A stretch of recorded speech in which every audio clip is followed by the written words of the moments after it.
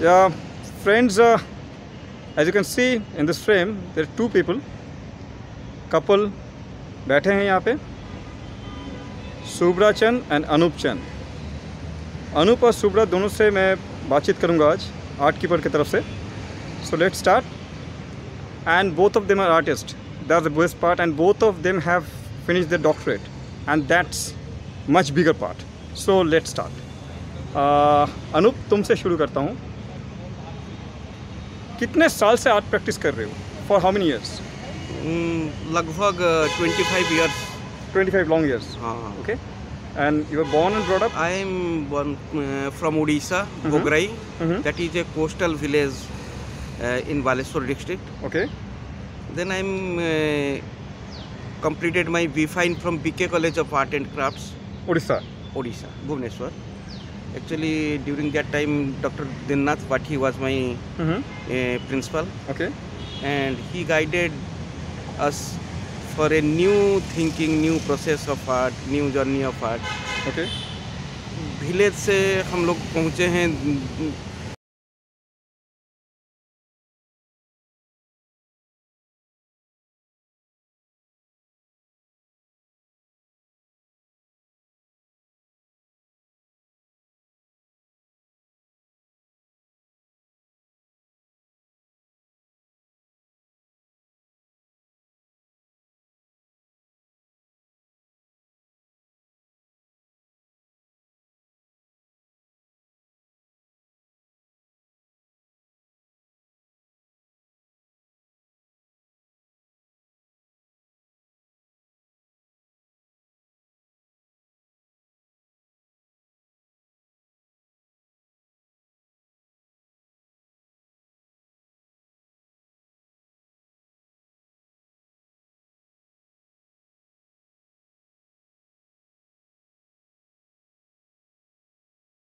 दीननाथ पाठी हमारे प्रिंसिपल रहे हैं। Okay.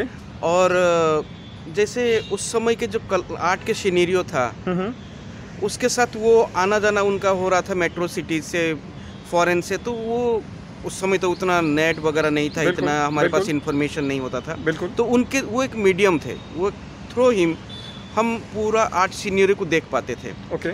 साथ ही साथ बाकी जो प्रोफेसर्स थे काफ़ी वेल एजुकेटेड थे, बाहर से पढ़े हुए थे, जैसे प्रोफेसर ब्योमकेश महांती बनारस से थे, तो वो सब हमारे ऊपर इन्फ्लुएंस था। तो मेरा जो प्राइमरी स्टार्टिंग का जो आर्ट स्टडी है वो भुवनेश्वर में कंप्लीट हुआ। Okay. BK college of art and craft से। Okay. Then further higher study के लिए मैं वहाँ से खैरागढ़ चला गया। खैरागढ़ में गए। तो कभी बचपन में आपको मतलब रोका गया कि नहीं आपको आर्टिस्ट नहीं बनना है, या घर से किसी तरह का दबाव था कि नहीं don't have to become an artist, be a doctor, be engineer, be something else, ऐसा कुछ रहा कभी? बचपन में बहुत, जब स्कूल में पढ़ता था, स्कूलिंग के समय में, तब से मेरे को काफ़ी इंटरेस्ट था। तो कलर जो है, भैया मेरे बड़े भाई, ओके, अशोक चांद, वो कभी कभी मेरे को कलर ला के देते थे। जैसे कैमलिन का उस समय बहुत मुश्किल से कलर मिलता था, फिर भी वो कलेक्ट करके मेरे को ला के देते थे, मैं कुछ बनाता था उससे। जी। देन मैं उसमें क्या है कि मूर्ति बनाता, स्कल्पचर बनाता, छोटे छोटे मिट्टी से लेके। जैसे कोस्टल रीजन होने के बाद वहाँ आसानी से हमको मिट्टी मिल जाता था। तो मिट्टियों से जैसे गणेश मूर्ति, लॉर्ड जगन्नाथ के वॉल में पेंटिंग करना। और मेरे को याद है जो पाम होता है, उसका जो ताल जो होता है पाम, उसका जो सीड होता है काफी लार्ज साइज का होता है। राइट। और उसमें कुछ हेयरी ये रहता है, तो उसको हम क्लीन करके मैं बनाता था, तो उसमें आईज वगैरह करके बुढ़ा बनाता था। तो वो जो एक चेहरा होता था जी, ओल्ड मैन का, दाढ़ी रखा हुआ, तो वो इतना पॉपुलर था गांव में। आसपास के जो भी कोई आते थे मेरे से एक मांग के लेते थे। और मेरा पूरा इसमें मेरे को इतना खुशी मिलता था, मैं बना के स्टोर करके रखता था, मेरे रिलेटिव्स आएंगे फिर ले जाएंगे उसको। ओके। तो वो मैं खूब बनाता था, कोई पहचान का मेरे को मांगेगा वो कैसे बनाते हो, उस तरह के। हाँ। शुभ्रा, आपसे भी एक चीज़ पूछूंगा कि यही चीज़ बचपन में, पहले तो आपकी कहाँ पे पैदाइश कहाँ पे हुई? क्या घर से कभी इस तरह की चीज़ हुई कि नहीं आर्टिस्ट नहीं बनना है, लड़की है कुछ और कर लेगी, फिर ये कर लेगी, फिर शादी हो जाएगा, जो होता है नॉर्मली, या आपको कभी सपोर्ट मिला? किस तरह की चीज़ें हुई?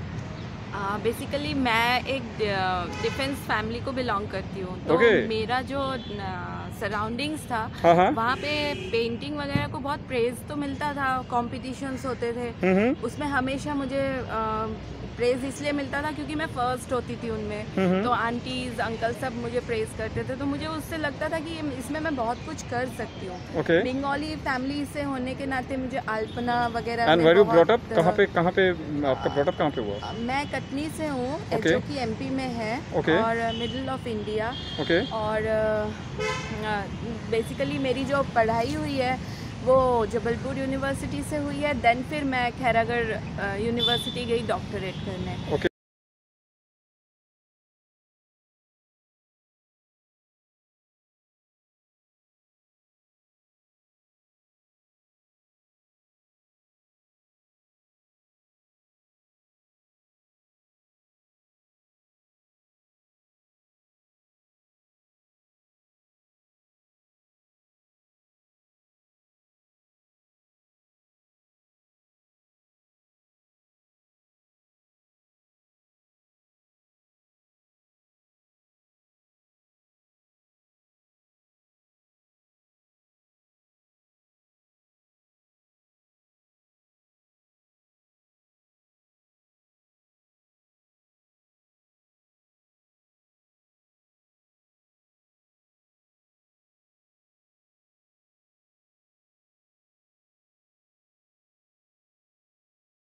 तो ऐसे तो मेरे एकेडमिक ऐसा हुआ, बट बचपन में जो मेरी स्टार्टिंग हुई पेंटिंग्स की, वो इस तरीके से हुई कि कुछ हद तक मुझे बाहर वालों से बहुत प्रेज़ मिला। एंड वहाँ पे जो मैं गर्मी की छुट्टियों वगैरह में जो हॉबी क्लासेस अटेंड करती थी, तो उसमें मुझे कलर मिक्सिंग और फैब्रिक पेंटिंग इन सब में मुझे बहुत इंटरेस्ट क्रिएट हुआ।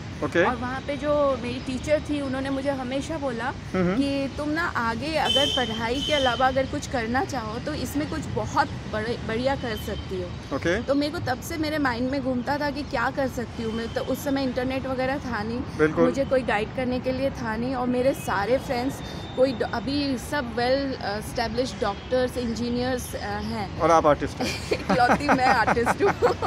मेरे ग्रुप में चिढ़ाया भी जाता है आर्टिस्ट करके। मुझे प्राउड फील होता है इस बात पे। बिल्कुल।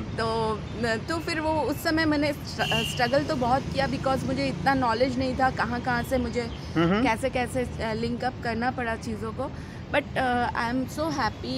घर से काफ़ी अगेंस्ट भी हुआ है कि सारे तुमको अच्छे हो, मतलब एवरेज स्टूडेंट भी नहीं थी मैं, बिल्कुल डम स्टूडेंट भी नहीं थी, मतलब आर्टिस्ट कभी भी एक्स्ट्राऑर्डिनरी स्टूडेंट होते नहीं हैं। वो अपनी पढ़ाई से ज़्यादा अपने आर्ट में ज़्यादा ध्यान देते हैं, हर किसी का यही रहता है। हाँ जी। तो उसमें क्या हुआ कि फिर मुझे घर से इस बात पे डांट पीटती थी कि सारे फ्रेंड्स तुम्हारे अच्छे अच्छे फील्ड पे चले गए, तुम ही हो पता नहीं क्या ड्राइंग वाइंग बनाओगी। तो अगर बनाओगी भी तो फैशन डिज़ाइनिंग पे जाओ। तो फिर मैं बोलती फैशन डिज़ाइनिंग मुझे करना नहीं है, मुझे इसी टाइप का कुछ करना है। तो फिर चैलेंज तो थे मेरे लिए, बट इतना मुझे हार्ड एंड रफ टफ मुझे किसी ने मना नहीं किया कि नहीं करना। बट मुझे पता करने में थोड़ा टाइम लग गया। मिले कैसे तुम दोनों? मतलब how you met Anup, and Anup का भी है हाउ यू मेट शुभ्रा? मैं बताऊंगी। अनूप और मैं सेम यूनिवर्सिटी में डॉक्टरेट कर रहे थे। कहाँ पे? खैरागढ़ यूनिवर्सिटी, जो कि तब छत्तीसगढ़ में था। कौन से साल? तब एमपी में था, बट कौन से साल? छत्तीसगढ़ हो गया। मैं गई थी वहाँ पे 98 में। और उस समय में जेआरएफ था वहाँ पर, जूनियर रिसर्च फेलो। हाँ जी। यूपीसी का जेआरएफ था जी, मैं पीएचडी कर रहा था जी, वो पेंटिंग सब कोस्टल उड़ीसा सब्जेक्ट पर। तो लगभग मेरा जो पीएचडी है वो खत्म होते जा रहा था। तो उस समय शुभ्रा का आगमन हुआ वहाँ पर। तो ऐसे ही मुलाकात हो गई। मुझे आज भी वो दिन याद है जब मैं खैरागढ़ में पहुंची। वो पूरा इंटीरियर एरिया, वहाँ पे मतलब ट्रेन रूट्स नहीं है, एयरपोर्ट्स नहीं है, वहाँ पिक्चर हॉल्स नहीं है, होटल्स नहीं है, खाली यूनिवर्सिटी है। और वहाँ मैं और पापा वहाँ पहुँचे, और वहाँ पे मुझे कुछ गाइड करने के लिए कोई भी नहीं है, बस मेरे गाइड जो थे वो थे वहाँ पे, और नॉट अ सिंगल पर्सन की मुझे बताया कि इसके बाद ये करना है, आपको ये करना है। तो वहाँ मुझे किसी ने बताया कि जो अनूप चांद है ना उड़ीसा के, वो आपको बहुत हेल्प कर सकते हैं। अच्छा। तो मेरे पापा आज भी इसे कहते हैं कि इन्होंने, पापा जाके जब अनूप को बोले कि बेटा आप मेरे बेटी को थोड़ा सा हेल्प कर दो, तो इन्होंने बहुत ताव से बोला था कि वो सॉरी अंकल, मेरा तो अभी सोलो एग्जीबिशन है, मैं अभी दिल्ली जा रहा हूँ। इनफैक्ट मेरे को उसी दिन जाना था जिस दिन मुलाकात हुआ। अच्छा। उस दिन मेरा एक शो था, उस समय that time one gallery was here. Okay. That is image India art gallery in first class. हाँ। तो सोलो शो था। हाँ। तो मैं उसी दिन आ रहा था, फिर मैं चला आया। फिर बाद में देखा कि फिर ये तो वहीं पर हैं। तो आप गाइड करते रहे फिर? नहीं, मेरी इससे कभी नहीं पटी उस समय, क्योंकि ये बहुत सीनियर टाइप ऑफ रुतबा था इनका ना, यूजीसी फेलो थे तो। और मैं तो ऑर्डिनरी पीएचडी कर रही थी, तो इनका बड़ा रुतबा था। कुछ भी चीज होता था मुझे बहुत डांट पिटवाते थे मेरे गाइड से। तो मेरा इनसे कभी नहीं पटा। बाद में पता। तो एक चीज़ बताइए, आप दोनों, you both are artist, you both are couples basically, so किस तरह के लाइफ और किस तरह के चैलेंजेस आप लोगों ने अभी तक फेस किया है? चाहे वो इकोनॉमिक क्राइसिस हो, इमोशनल क्राइसिस हो, because being an artist is very tough job. और आर्टिस्ट होके, और दोनों आर्टिस्ट हों अगर हस्बैंड वाइफ, तो एक बहुत ज़बरदस्त तरीका एक मेंटल टेंशन भी रहता है कभी कभी। अगर जॉब में दोनों ही फ्रीलांस हो, उसमें और ज़्यादा टेंशन होता है। तो how you support each other? Exactly मेरे जो एक्सपीरियंस है उससे मैं बता रहा हूँ। अगर हस्बैंड वाइफ दोनों आर्टिस्ट हैं तो वो ज़्यादा बेहतर है आर्ट के लिए। क्योंकि उसमें क्या है कि जैसे मैं अपने केस में बोल रहा हूँ, शुभ्रा का सपोर्ट मेरे को हमेशा मिला है जी। हर एग्जीबिशन करना है तो वो समझती है कि कैसे करना है, क्या करना है, अनूप क्यों व्यस्त रह रही है, क्यों काम कर रहे हैं इतना, रात को सो नहीं रहे हैं। तो उसको ये इमोशनली ये चीज़ पता है। तो वो मेरे पास बैठती है और एक सपोर्ट करना जिसको कहते हैं कि कैटलॉग कैसे छपेगा, राइट, प्रेस में कैसे न्यूज जाएगा, राइट। तो ये सब सपोर्ट उससे मिलता है। अगर इस जगह में कोई ऑर्डिनरी है तो मेरे को बताना पड़ता फिर, जो यहाँ जरूरत नहीं है बताने की। दूसरा, हमारे एक बेटा भी है, वो भी चीज़ों को समझने लगा है, क्योंकि बचपन से देख रहे हैं पापा मम्मी दोनों आर्टिस्ट हैं। तो वो चीज़ों को समझता है, कोई कलर गिर गया तो फर्क नहीं पड़ता, वो होता है बिल्कुल आर्ट के घर में, आर्टिस्ट के घर में बिल्कुल। तो वो एक अंडरस्टैंडिंग बहुत अच्छा रहा है हमारा।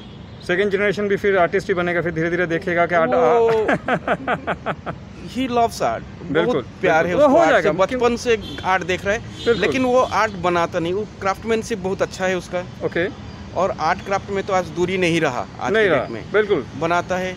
लेकिन उसका झुकाव जो है एक इंजीनियरिंग क्राफ्टमैनशिप की तरफ से, okay, 3 dimensional mechanical movement, okay, उसमें कुछ काम करता है। ओके। इवन आर्ट का बारे में जानना उसको बहुत इंटरेस्टिंग लगता है। बचपन में बहुत छोटा था तब उसका फेवरेट वर्क अनीश कपूर का काम होता था। ओके। तो वो देख के मेरे पास आके खड़ा होता था, थोड़ा सा मेरे को दिखा दीजिए। तो मैं कंप्यूटर में कुछ इमेज दिखा देता था, तो वो काफ़ी इंटरेस्ट से देखता था। ओके। तो वो बचपन से वो चीज़ है। आज बड़ा हो गया है, ये यूरोप का, इंडियन, अमेरिकन सब आर्टिस्टों का अलग अलग मूवमेंट के बारे में पढ़ता है, जानता है, राइट। लेकिन वो अच्छा है, तो हमारे लिए भी इंटरेस्टिंग है। कोई न्यू इन्फॉर्मेशन हमको दे देता है तुरंत आके, बिल्कुल, कि पापा आज जानते हो ये हुआ है, दिस इज द इंसिडेंट।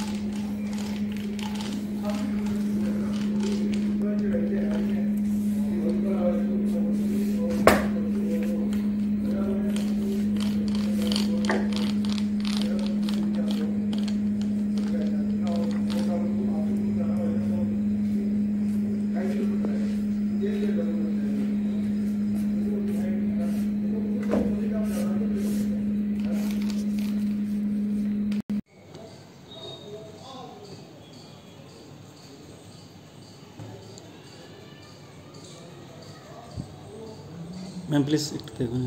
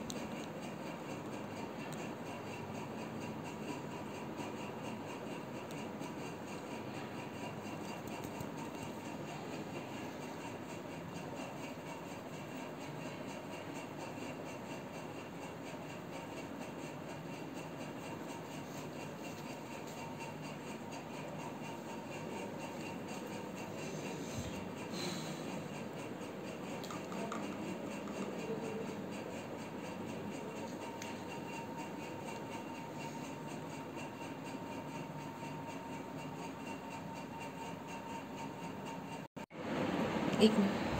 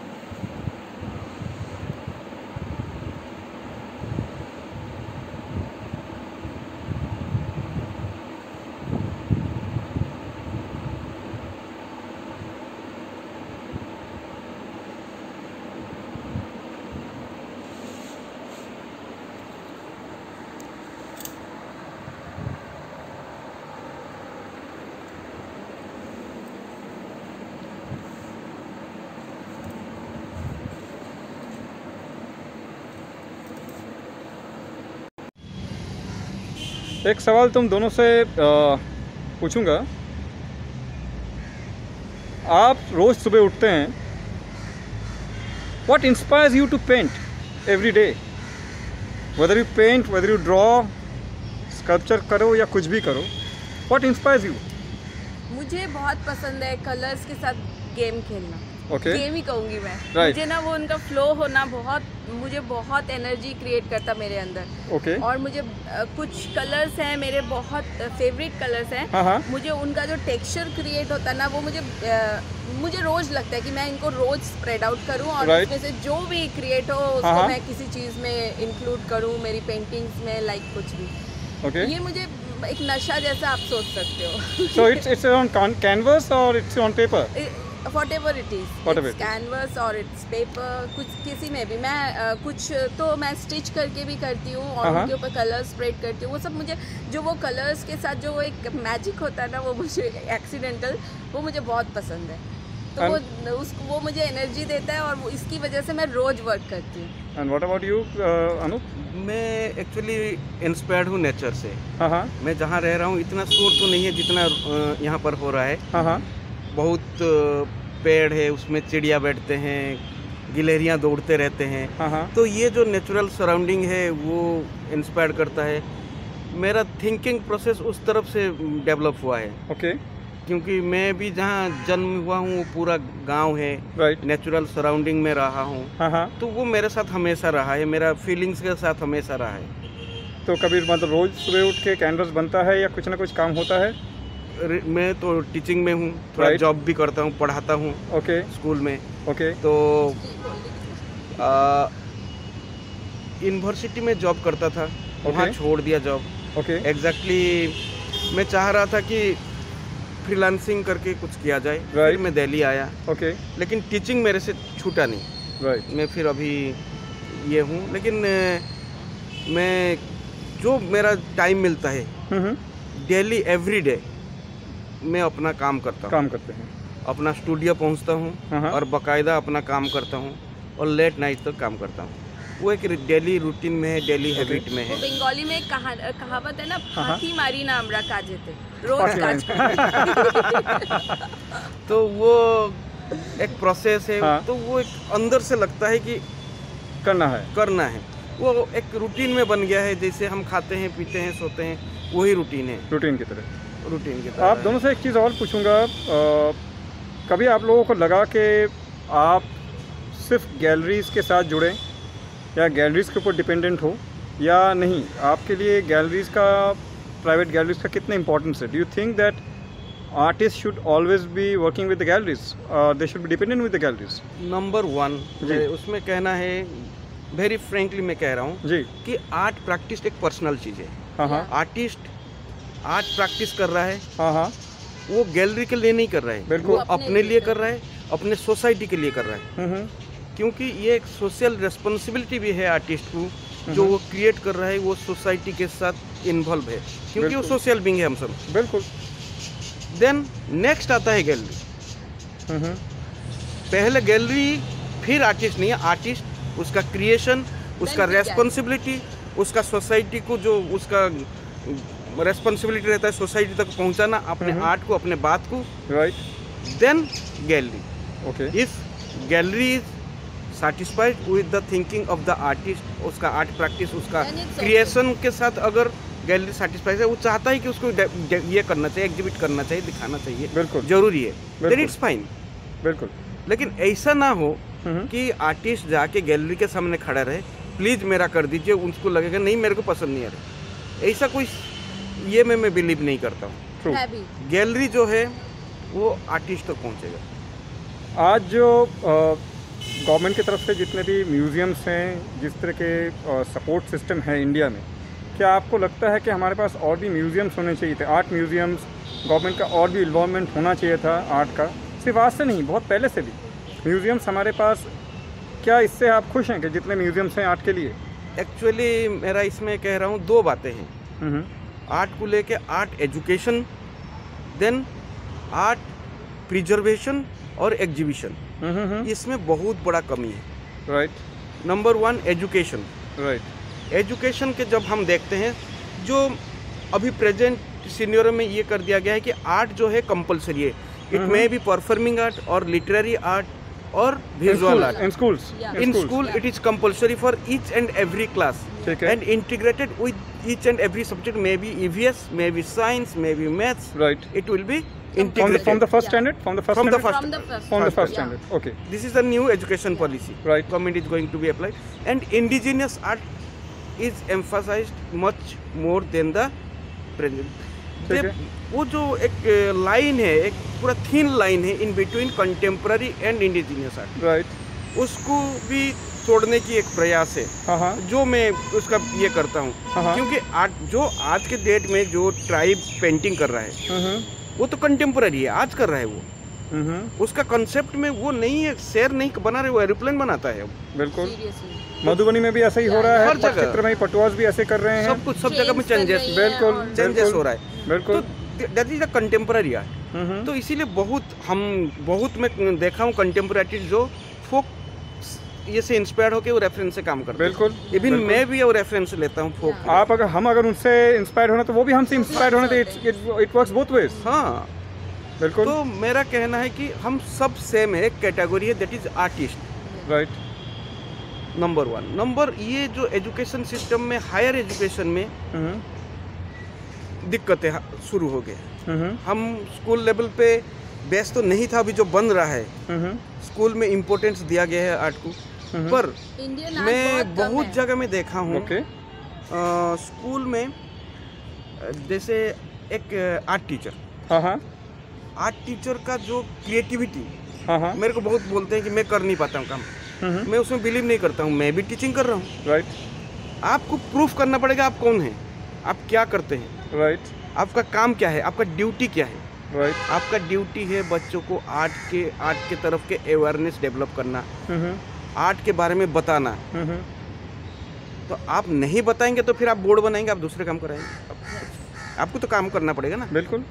तो आज, हाँ, तो आज जो आर्ट एजुकेशन स्कूल से शुरुआत हुआ है, ये चलते चलते कॉलेज तक पहुँचते हैं। So do you think there is a kind of gap, क्योंकि यहाँ पे जो कॉलेज में आके जो स्टूडेंट्स जिस तरह से बाहर निकल रहे हैं, उनके दिमाग हमेशा कंफ्यूज रहता है। सवाल ऐसे भी उठते हैं whether I will get A job और नॉट। पहली बात तो ये बोलते कि whether I will get A job और नॉट, मैं ये कर रहा हूँ ये सब्जेक्ट, इससे क्या मुझे जॉब मिलेगा। कुछ तो ऐसे पूछते हैं क्या कोई सरकारी नौकरी है। तो मतलब आर्ट का एक वो दिशा चला गया जहाँ वो पहले ही सोच लेते हैं कि क्या मुझे एक गवर्नमेंट जॉब सिक्योर जॉब मिलेगा या नहीं। आर्ट प्रैक्टिस में जो स्ट्रगल है वो उसकी बात कोई नहीं सोचना चाहता या करना भी नहीं चाहता। इट टेक्स टाइम, क्योंकि आप अगर पेंटिंग में भी करें, स्कल्पचर करें, कोई भी काम, उसका कुछ वक्त चाहिए। Except for applied art.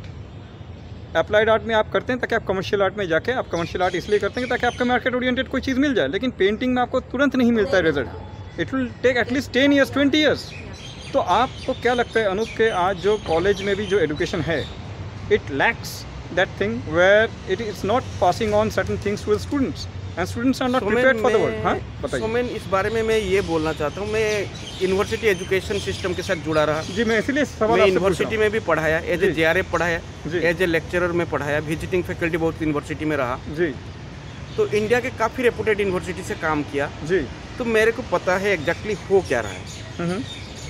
मैं अभी एक एडमिशन चल रहा है भारत में सब जगह, एक बच्चे के एडमिशन के लिए मैं एक यूनिवर्सिटी में बात किया, राइट, प्राइवेट यूनिवर्सिटी। मैं बोला क्या फीस स्ट्रक्चर है, कैसे, तो एक ह्यूज फीस स्ट्रक्चर है। मैं बोला इतना पैसा तो मटेरियल कैसे खरीदेगा बच्चा, राइट। एक मिडिल क्लास बच्चा वो मटेरियल खरीदने के बाद सर्वाइव कैसे करेगा सिटी में। बिल्कुल बिल्कुल। सेकंड थिंग, वो मेरे को बोल रहा है कि इसमें हम जो है कैंपस प्लेसमेंट करेंगे।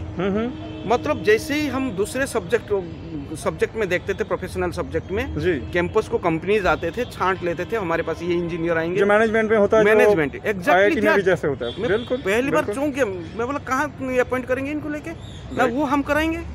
मैं बोला वो बच्चा जा रहा है, अपना पेंटिंग करेगा, अपना प्रोफेशन, अपना जो अंदर है, दिल की बात है, वो कहने जा रहा है कैनवास में, इसमें तुम लेके क्या करोगे उसका साथ। तो ये एक क्राइसिस बनते जा रहा है अभी कॉर्पोरेट सेक्टर में, जो एक तरह का एक इसका बिजनेस बन चुका है, बिजनेस ओरिएंटेड हो चुका है। और वो बच्चा आज के डेट में इतने सारे यूनिवर्सिटी घूम लिया, और मैं खुद देखा हूँ, बहुत अच्छा हाथ है, कॉन्सेप्ट बहुत क्लियर है, दिन रात पढ़ते रहता है आर्ट के बारे में, और वो लगातार 3 साल एंट्रेंस दे रहा है, कहीं एडमिशन नहीं मिलता गवर्नमेंट कॉलेज में। इतनी डिवोटेड है कि इसको पेंटिंग में ही पढ़ाना है। सोचिए 3 इयर्स एंट्रेंस दे रहे हैं लगभग इंडिया के, टोटली डेडिकेटेड। हाँ, तो इस तरह से ही काफी सारे कॉलेजेस में जी एडमिशन नहीं होने का कारण क्या है? बिल्कुल कारण है वहाँ पर कोरोना के कारण ये नहीं, एंट्रेंस नहीं हो रहा है, तो उसका स्किल कौन देखेगा? जो परसेंटेज है, परसेंटेज बेस में हो रहा है। आप परसेंटेज बेस में अगर करेंगे तो इस तरह से नहीं हो पाएगा। ये इसमें ये गलत होता है, क्योंकि फर्स्ट थिंग आप उसका एक टेस्ट लीजिए, जिस तरह के एंट्रेंस टेस्ट होता है, सबको एक फिजिकली बनाने दीजिए, then you look at their portfolio, that is most important. अगर आपका एक वाइवा रखना है, जनरल नॉलेज टेस्ट रखना है, दैट्स ए सेकेंडरी थिंग, लेकिन बेस्ड ऑन परसेंटेज मुझे नहीं लगता कि वो सही तरीका है। पर उसको मौका तो मिलना चाहिए अपनी चीज़ों को बताने का। ये उसके बाद यूनिवर्सिटी में बच्चा जाता है, राइट, जैसे तैसे करके जी। आप यहाँ से देखिए किसको एडमिशन मिल रहा है, जो दिल से कुछ करना चाहता है, नहीं, जिसको जैकिंग होगी वो जा रहा है, और जिसका अच्छा नंबर था वो क्या करेगा, चलो आर्ट कर लेते हैं, राइट। आर्ट में जाने के बाद वो जो पढ़ता है उसको लगता है कि अरे यहाँ मैं समय तो खराब नहीं कर रहा हूँ, मेरे को नौकरी कहाँ मिलेगा, मैं कहाँ जाऊँगा। बिल्कुल। तो ये हो जाता है परेशान। और जो बेचारा कर रहा था, पेंटिंग आर्ट बना रहा था, उसको कहीं एडमिशन नहीं मिलता। True, very true, very true. तो ये एक गैप बनते जा रहा है हायर एजुकेशन में। बड़ा ड्रॉबैक है। एक चीज़ बहुत इंपॉर्टेंट चीज़ मैंने ऑब्जर्व किया है, जो आप लोगों से भी मैं पूछना चाहता हूँ। I like to share with both of you. आज जिस तरह से कंप्यूटर का यूज़ किया जा रहा है, डिजिटाइज, मैं किसी को कहता हूँ कि आप ड्राइंग कर लीजिए, कहते हैं सर मैं इसको डिजिटल बना लूँगा, ठीक है, स्टाइलस है जो भी है, टैबलेट्स यूज़ करके मैं बना लूँगा, बना के कर दूँगा, but I will not use the pencil और the charcoal and I will not use the paper और द ट्रेडिशनल, वो नहीं करना है, पेंसिल भी नहीं करूँगा। और ये बहुत स्टूडेंट्स कर रहे हैं और ये जो है बहुत ज़ोरों से फैल चुका है। अच्छे कॉलेजेस के स्टूडेंट्स ये कह रहे हैं। क्या आप इस चीज़ को सपोर्ट करते हैं दैट होल हार्टेडली हर चीज़ें डिजिटलाइज किया जाए और इस तरह से करते करते? कुछ चीज़ों के लिए सही भी है, कुछ चीज़ों के लिए बिल्कुल सही नहीं है। ठीक है। एक्चुअली दिल जो है ना, हमारे हाथ जो है, माइंड है, ये बॉडी के साथ सब जुड़ा हुआ है। ट्रू। हमने आत्मा की कोई बात करना है, ट्रू, तो आत्मा की बात जो है हाथ करेगा मन से, राइट। लेकिन हम डिजिटलाइज जब हो जाते हैं चीजें, तो वो मैकेनिकल हो जाता है। वेरी ट्रू, बिल्कुल तो उसमें हमारा आत्मा, हाथ, अपना मन, ये सब धीरे धीरे मशीन जैसा काम करने लगता है। Very true. तो मैकेनिकल चीजें निकलेगा। बिल्कुल। दिल की बात नहीं होगी वहाँ पे। बिल्कुल सही। दिमाग की बात तो है, दिमाग की बात। तो आज एक चीज़ और है, जिस तरह से इन्फ्लुएंसर्स है, नेट का इन्फ्लुएंस आ चुका है। मैं इसलिए इस चीज़ को, टॉपिक को थोड़ा सा टाइम दे रहा हूँ क्योंकि बहुत सारे स्टूडेंट्स भी इस चैनल को देखते हैं, आर्टिस्टों की बात करते हैं और इनको गाइड करने वाला कोई नहीं होता। So being an artist, you people can always guide the next generation. अगर नेट आ चुका है, नेट से रेफरेंस से हम लोग आज आर्ट कर रहे हैं, बात में 2 मिनट में हम फ़ोन पकड़ते हैं, फ़ोन से इमेजेस ले रहे हैं, काम कर रहे हैं। We don't want to research नहीं करना चाहते, स्केचिंग नहीं करना चाहते, एक सब्जेक्ट पे एक महीना 2 महीना अपनी ब्रेनस्टॉर्मिंग नहीं करना चाहते। आज अगर मुझे कुछ बनाना है, रेडी रेफरेंस ले लेंगे, कुछ ना कुछ बना दिया, इमेज ले लिया, प्रिंट कर दिया, कुछ ना कुछ हो गया। So do you think we are losing out our creative sharpness? बिल्कुल। एज एन मतलब we are both are doctorate.